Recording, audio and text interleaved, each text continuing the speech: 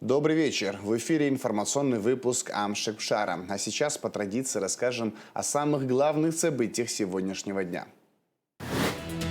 14 мая исполнился 81 год со дня рождения основателя современного абхазского государства, первого президента Республики Абхазия Владислава Григорьевича Арзенба.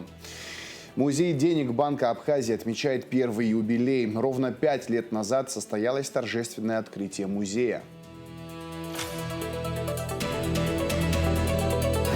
В Сухуми в Республиканском центре народного творчества открылась персональная выставка Елены Волковой.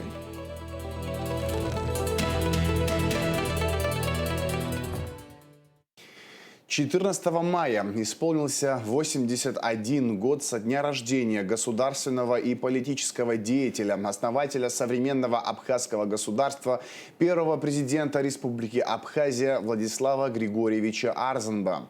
В Нижней Эшере прошла церемония возложения цветов к его мемориалу. Память выдающегося лидера Абхазии почтили президент Бадра Гунба, вице-президент Беслан Бигвава, премьер-министр Владимир Делба, спикер парламента Лаша Ашуба, послы России и Южной Осетии Михаил Шургалин и Астамур Кация, члены правительства, депутаты, общественные и политические деятели страны. Репортаж Аэлиты Арутюнян. И как бы ни был мал народ, не так легко его истребить, несмотря на то, что у врага есть все средства для уничтожения. Мы сумели за это время доказать, что мы можем защищать свою землю. Имя, которое известно каждому жителю нашей страны и не только. С именем Владислава Григорьевича Арзенба неразрывно связана история современной Абхазии. 14 мая, в день рождения первого президента республики, у его мемориала в селе Нижняя Эшера всегда многолюдно. Люди разных поколений, взрослые и дети, все пришли с одной целью – почтить память великого человека, отдавшего жизнь во благо народа Абхазии.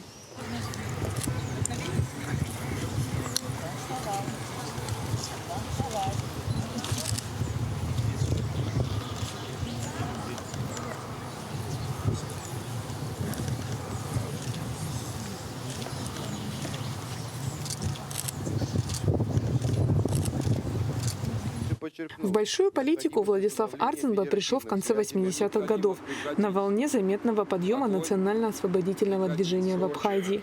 В 1990 году Арзенба избирается председателем Верховного Совета Абхазской ССР. Новый лидер стал проводником курса, направленного на реализацию неотъемлемого права народа Абхазии на самоопределение. А 25 августа 1990 года на сессии Верховного Совета была принята декларация, в соответствии с которой Абхазия провозглашалась суверенным государством. Тбилиси объявил ее недействительной и не имеющей юридической силы. Вскоре после этого, 14 августа 1992 года, Грузия развязала войну против Абхазии. Сколько бы лет ни прошло, наш народ будет помнить об этом человеке и передавать светлую память о нем и его деяниях будущим поколениям. Наша школа в этом году была удостоена того, что она получила, будет носить почетное имя Владислава Григорьевича Арзенба. Конечно же, мы на уроках истории, не только на уроках истории, на других уроках пытаемся и говорим, и воспитываем патриотизм в наших детях, любовь к первому президенту, чтобы наши дети знали, что он был не просто президентом Абхазии, а он был именно тем человеком, который принес нам независимость. Буквально вот несколько дней назад нам вручили его рукописи. И у нас в школе планируется музей, небольшой кабинет, в котором будут и также его фотографии, вещи, которые принадлежали лично ему. 22 мая планируется открытие музея. Страна помнит героизм и самоотвагу первого президента. Несмотря ни на что, он вдохновлял и привел народ к победе. Из года в год неустанно к мемориалу памяти в Эшере приходит большое количество людей. Это человек, которого нам Всевышний подарил в самый нужный, ответственный момент. Это не есть лично мое субъективное мнение, это факт, о котором уже много лет мы все это говорим и при жизни, и после его ухода от нас. Вот. Пока есть Абхазия, живо его имя, его память. Поэтому каждый год сюда приходят люди, и это все, видите, как это люди, их никто сюда не приглашает, не собирает, они приходят сами. Рубу ловит, как у нас говорят.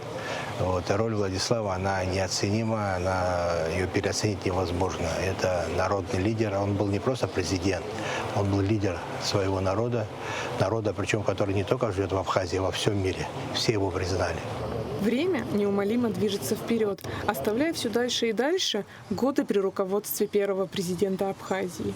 Владислав Арзенба покинул этот мир слишком рано, и от осознания этого еще больней. Смотря на лица людей, ежегодно приходящих к мемориалу в Нижней Шере, на их вдумчивые лица и глаза, наполненные грустью и тоской, отчетливо понимаешь, его будут помнить всегда. И сегодняшний день важен для чего? Не только прийти, еще очередной раз обнять семью, посочувствовать и поздравить их с таким днем. Это не есть печальный день, это мы должны радоваться. Вот. Но это день, когда молодежь должна видеть, почему люди приходят, и задавать себе вопрос, почему каждый год в этот день люди сюда приходят. И чтобы они знали свою историю, и, как я уже сказал, как они знают свое имя, фамилию и знают свой день рождения, должны знать и этот день, 14 мая. Он был историком, филологом, специалистом по мифологии, культуре и истории древних народов Малой Азии, в частности хаттов и хетов, доктором исторических наук, профессором, академиком Академии наук Абхазии, Адыгской международной АН, героем Абхазии и кавалером ордена Ахтябша первой степени. В этот день чувствуется тоска. Но вместе с этим в сердцах людей теплится воодушевление, твердое осознание. Пока живет Абхазия и ее народ, Владислав Арзенба тоже жив. Там наверху, откуда нет пути назад, он все еще наблюдает за нами, оберегает, как самый родной человек. Родной человек всей страны и каждого ее жителя. Аэлита Арутюнян, Алексея Гухава, Абхазское телевидение. За последние годы правоохранительными органами зарегистрировано и раскрыто более чем 1350 преступлений, связанных с незаконным оборотом наркотиков. Изъяты десятки килограммов наркотических и психотропных веществ. Бадра Гунба провел заседание Совета по противодействию незаконному обороту наркотических средств при президенте Республики Абхазия. Глава государства сообщил, что руководство страны приступило к формированию новой государственной политики в сфере противодействия незаконному обороту наркотиков и лечения наркозависимости. Ее ключевая цель – защита населения, прежде всего молодежи, от вовлечения в наркопотребление, связанную с ним преступную деятельность. Эта работа будет вестись по нескольким направлениям. Речь идет об усилении работы правоохранителей, совершенствовании законодательства, профилактике и реабилитации. По словам президента, необходимо разработать единые образовательные и профилактические программы, расширять информационную работу, вовлекать в нее педагогов, врачей, представителей общественных организаций и СМИ. Мы обязаны прямо признать, проблемы наркомании – это уже не вопрос отдельных преступлений, это вызов для нашей демографии, общественному здоровью, экономике и национальной безопасности. Наркопреступность находит все новые методы, применяя современные технологии, интернет-платформы, мессенджеры и систему так называемых тайников и закладок. В этих условиях государство обязано действовать системно и последовательно. Мы приступили к формированию новой государственной политики в сфере противодействия незаконному обороту наркотиков и лечения наркозависимости. Ее ключевая цель – защита населения, прежде всего молодежи, от вовлечения в наркопотребление и связанную с ним преступную деятельность. Репортаж заседания Совета по противодействию незаконному обороту наркотических средств при президенте Республики Абхазия смотрите в следующем выпуске новостей. К международной повестке. Председатель КНР Си Цзиньпинь назвал нынешний визит президента США Дональда Трампа в Пекин историческим. По итогам переговоров стороны сделали довольно общие, но в целом позитивные заявления. Однако немного разошлись в акцентах. Если Пекин делал упор на тайваньском вопросе, сделав серьезные предупреждения Белому дому, то Вашингтон уверенно отрапортовал чуть ли не об единстве позиций обеих стран по ситуации в Ормузском проливе. Подробности в материале корреспондента RT. Китай и США могут многое приобрести в связке и многое потерять, если откажутся от сотрудничества. Нам следует быть партнерами, а не соперниками. Нам следует помогать процветать друг другу вместе и найти нужный способ, чтобы два могущественных государства сосуществовали в условиях новой эпохи. У нас превосходные отношения. Когда есть трудности, мы вместе их преодолеваем. Я позвоню вам, вы позвоните мне, и даже если у нас есть проблемы, люди об этом не узнают, но мы решаем их быстро. Нас ждет превосходное совместное будущее. Выражаю вам свое уважение в том, чего Китай сумел добиться. Честь быть вашим другом. Отношения между нашими странами будут лучше, чем когда-либо до этого. Второй и, можно сказать, основной день визита Дональда Трампа в Китай был насыщенным и, по крайней мере, внешне довольно дружелюбным. Интересным, кстати, и состав американской делегации. По сравнению с 2017-м, в этот раз она меньше, 32 человека против 42 9 лет назад. Но в этот раз, конечно, блок хай-тек компаний выглядит более внушительно. Приехали и Тим Кук из Apple, Джим Андерсон из Coherent, Дженсен Хуанг из NVIDIA и Илон Маск из Tesla и SpaceX. Понятно, что этот состав отражает то, где сейчас идет противостояние между США и Китаем. Искусственный интеллект, производство чипов, высокотехнологичное производство. Что касается итогов самих переговоров, то тут мы можем с уверенностью сказать, о чем говорили лидеры и чего они хотели, а вот чего добились. Тут есть пока много вопросительных знаков. Например, американцы через свои СМИ публикуют, что якобы Китай согласился с США, что Ормузский пролив должен быть свободен для мореплавания. Правда, одно дело сказать, что он должен быть свободен, другое — приложить усилия для разблокировки. И вот согласился ли Китай надавить на Иран, чтобы тот дал дорогу нефтяным танкерам, мы не знаем. В китайской официальной версии заявлений этого нет. Зато есть другое. Там, например, сказано, что Си Цзиньпин прямо сказал Трампу, что вопрос Тайваня ключевой в отношениях двух стран, и что если этот вопрос не будет урегулирован должным образом, то это приведет к стычкам и даже к конфликтам. Это прямая цитата. Сохранение мира и стабильности в районе Тайваньского пролива является наибольшим общим делителем в отношениях между Китаем и США. При грамотном подходе обе страны смогут поддерживать стабильность. При неправильном подходе обе страны столкнутся или даже вступят в конфликт, что поставит американо-китайские отношения в крайне опасное положение. И это очень редкое по резкости заявление от китайского лидера, который в общей традиции китайской дипломатии высказывается всегда сдержанно и весьма обтекаемо. В любом случае у двух стран остаются нерешенные противоречия, которые вряд ли можно урегулировать за одну встречу. Китай контролирует почти все мировые поставки и обработку редкоземельных металлов, которые используются в том числе в производстве высокоточного оружия, а американцы в последнее время его немало израсходовали. С другой стороны, США превосходят Китай в производстве современных суперпроизводительных чипов, необходимых в том числе для развития и тренировки передовых ИИ моделей.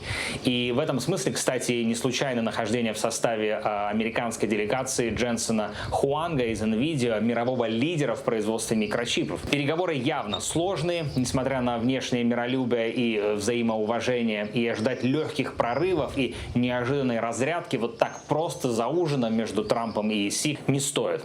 В этих отношениях все сложно.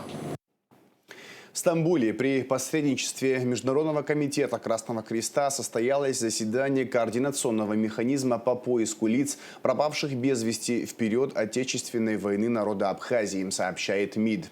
Участники изложили ход предпринимаемых действий в деле поиска и выяснения судеб без вести пропавших лиц, а также обсудили текущие проблемы, связанные с процессом идентификации. Координационный механизм по выяснению судьбы людей, пропавших без вести в Абхазии в 1992-1993 годах, был создан в 2010 году под эгидой Красного Креста и действует в соответствии с нормами международного гуманитарного права. 25 майнинг-аппаратов изъяли в Сухуми на территории блочного цеха по улице Бейгуа. Как сообщили в МВД, общая потребляемая мощность оборудования составила 75 киловатт-часов. Все устройства демонтированы и переданы на ответственное хранение в Госстандарт Абхазии. По факту выявленного нарушения проводится проверка.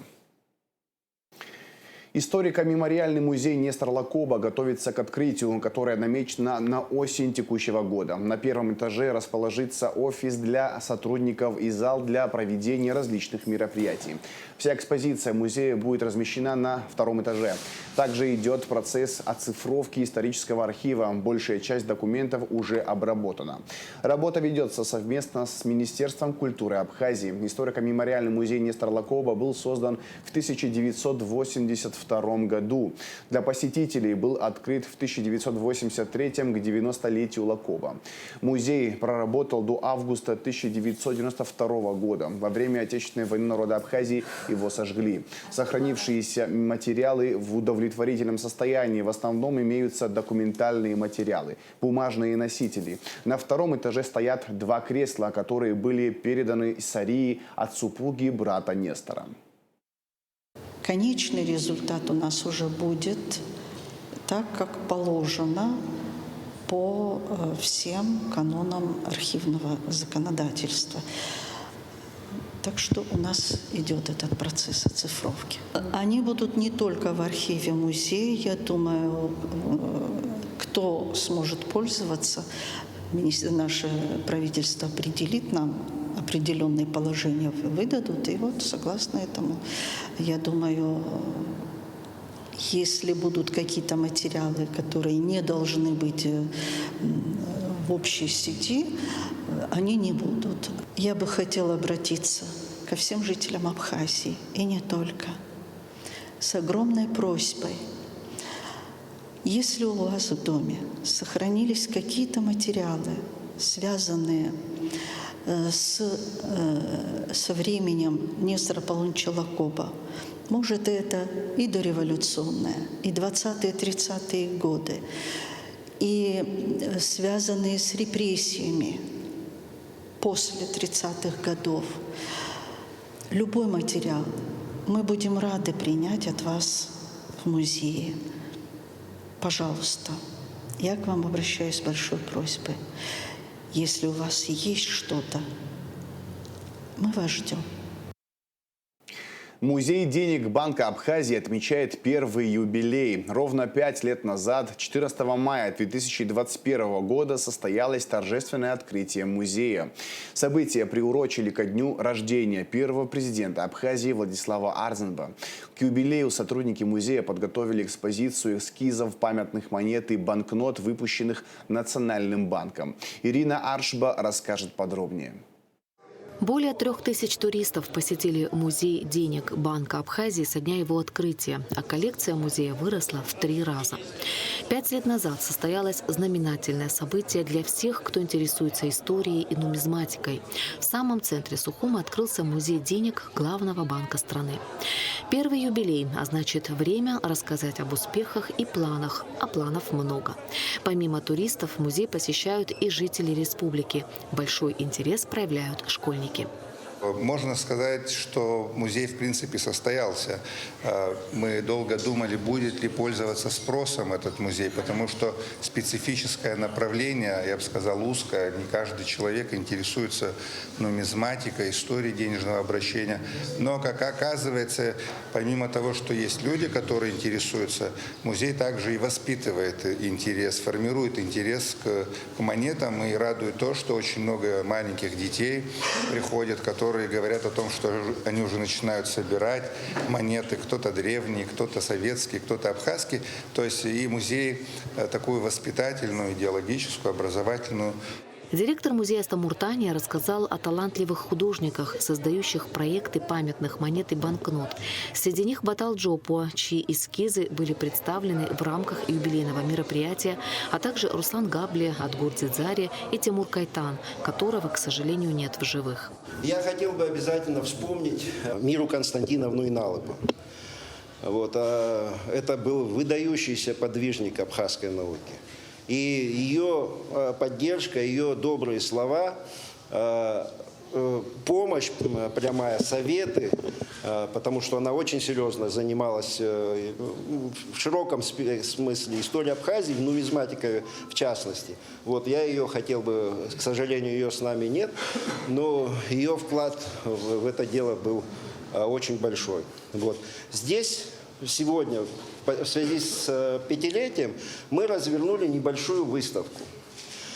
У нас сформировался вокруг Национального банка такой творческий коллектив художников, которые готовили проекты монет и банкнот, памятных банкнот Абхазии.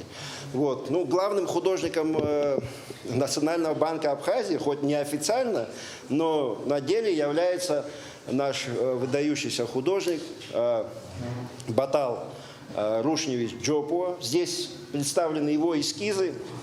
Вы, ознакомившись с ними, увидите, как происходил творческий процесс.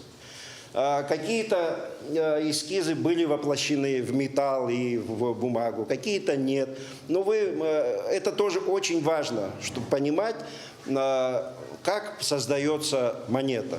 В зале, собственно, вы увидите даже инструменты, с помощью которых эти монеты чеканились уже на монетном дворе. Здесь у нас тоже хочу поприветствовать, у нас Адгур Дзидзалия присутствует, Руслан Габли, они тоже внесли замечательный вклад, ими создан ряд интересных монет, вы с ними тоже можете ознакомиться. Я надеюсь, они нам тоже передадут в дар свои эскизы, во всяком случае, они обещали. Вот. Хотел бы, вспомнить ушедшего от нас художника Тимура Кайтан, который тоже работал на этом направлении. Хочется, чтобы эта история расширялась и расширялся круг людей, интересующихся этой темой. Поздравить коллектив музея с первой юбилейной датой пришли друзья и единомышленники, которые все эти годы были рядом. Доктор исторических наук Сергей Шамба подчеркнул значимость музея в новейшей истории Абхазии. Не только нужно, но и полезное оказалось событие в нашей истории современной, потому что с древних времен на территории Абхазии очень интенсивно развивались вот такие торгово-экономические связи с различными регионами Причерноморья, Средиземноморья, Ближнего Востока. Здесь в большом количестве найдены были монеты во время раскопок в Пицунде, в Сухуме, в Севастополе, когда изучали Диоскуриаду, в Цибильде, в разных других местах. Как было сказано, с раннеантичного времени и до сегодняшнего дня очень богата наша территория такими находками. И особенно хочу отметить, что руководство этого музея очень активную работу такую проводит. Мы часто здесь встречаемся, разные мероприятия здесь проводятся. И большое количество монет современных, которые издаются нашим банком, и купюры, которые издаются, они, конечно, замечательны и по своему исполнению, и вообще очень значительный вклад вносят тоже, конечно, в развитие нашей государственности. На сегодняшний день в собрании музея представлены монеты древней Эллады, полисов Малой Азии и Северного Причерноморья, Римской империи, Парфии, Византии, Сасанидского Ирана, Арабского халифата, Оттоманской порты, Российской империи и других стран, с которыми у Абхазии были исторические и культурные связи, а также старинные банкноты и инструменты для производства денег. Музей также является местом притяжения для коллекционеров, которые собираются здесь, чтобы поделиться информацией и пополнить свои коллекции. Старейший коллекционер республики Карлен Еремян собирает монеты, значки и медали более 50 лет. Людям это надо, детям это надо, потому что бегать дети лишний раз туда-сюда не будут, курить не будут, а будут чем-то заниматься. Это история. У нас где что ни сделай, ни капни, там монеты или старина, или, в общем, у нас очень богатый край, и крепости есть, все есть. И людям интересно. И в наших монетах, бонах отражается вся история Абхазии, а людям это надо знать. Музей был создан по инициативе председателя Национального банка Беслана Барателия и впервые открыл свои двери 14 мая 2021 года. С тех пор он играет активную роль в культурной жизни страны, привлекая туристов и жителей республики, а также являясь площадкой для встреч историков и коллекционеров. Ирина Аршба, Давид Хашик, Абхазское телевидение. В столице Татарстана, Казани, состоялась встреча президента ТПП Абхазии Инара Ладария с председателем Союза ТПП Татарстана Шамилем Агеевым. Встреча прошла в рамках 17-го Международного экономического форума «Россия. Исламский мир. Казань. Форум-2026», который проходит в эти дни в Республике Татарстан. Руководители палат обменялись мнениями по вопросам дальнейшего сотрудничества и выразили взаимную благодарность за многолетнее плодотворное взаимодействие.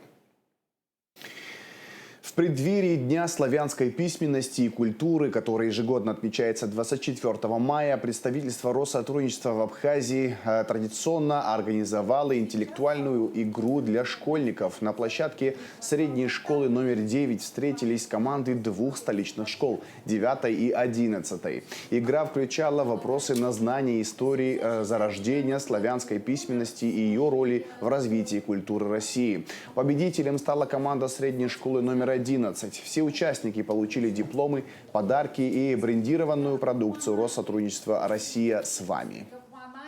Считаем, что именно такие форматы, игровой формат, наиболее востребованный и интересный для молодежи, потому что праздник, который насчитывает многолетнюю, многовековую историю, он не должен оставаться в таком стандартизированном виде, а должен быть реализован через новые форматы, которые интересны именно молодежи, от которых и будет зависеть дальнейшее построение государства и нашего стабильного будущего.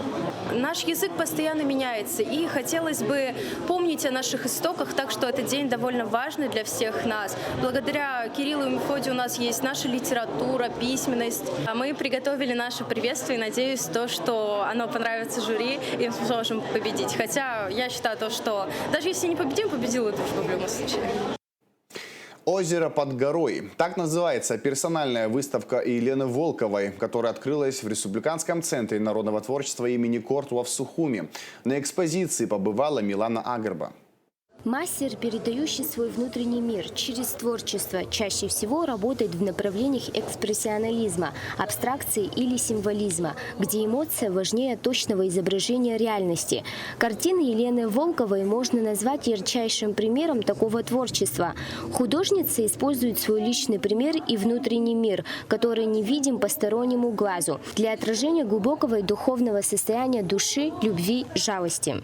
Это вообще проект про женские эмоции, про женский опыт и какие-то наши переживания в жизни.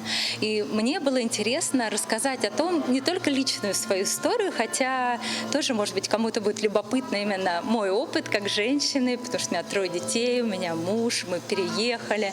Но мне было важно рассказать о том, что мы в каких-то обстоятельствах чувствуем очень много всего, что мы на самом деле не осознаем или считаем неуместным.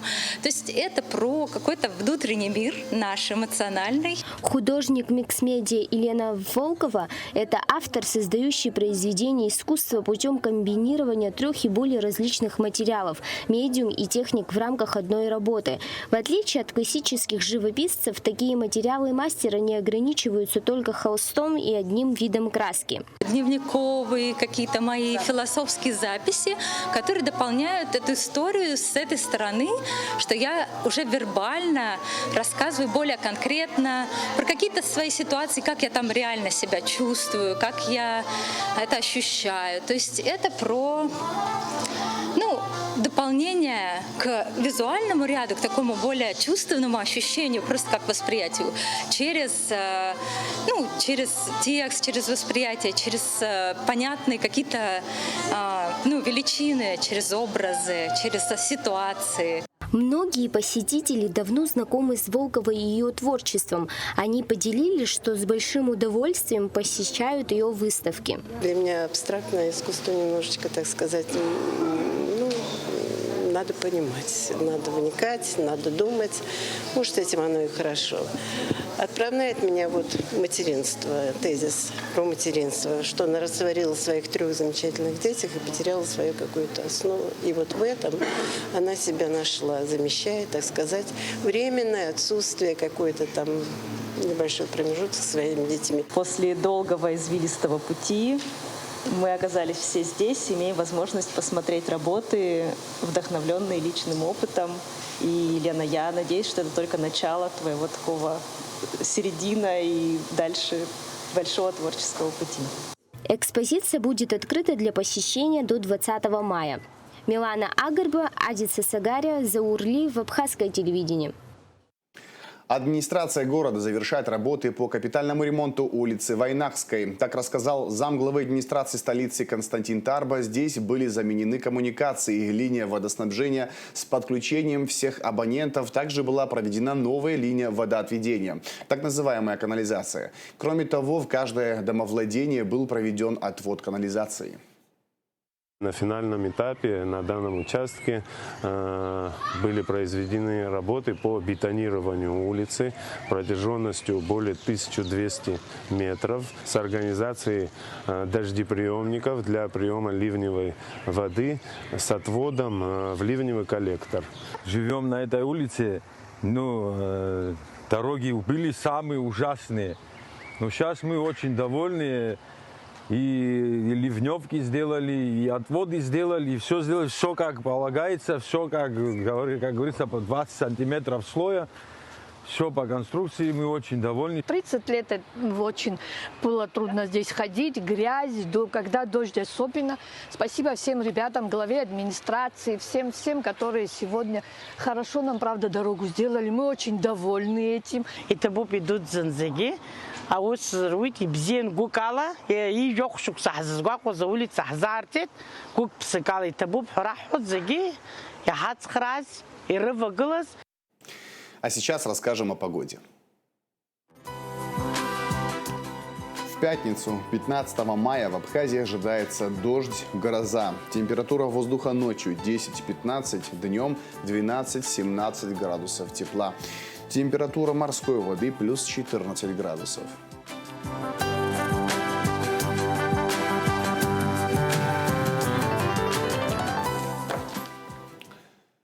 На этом информационный выпуск Амшикшара подошел к концу. Всего хорошего, до свидания.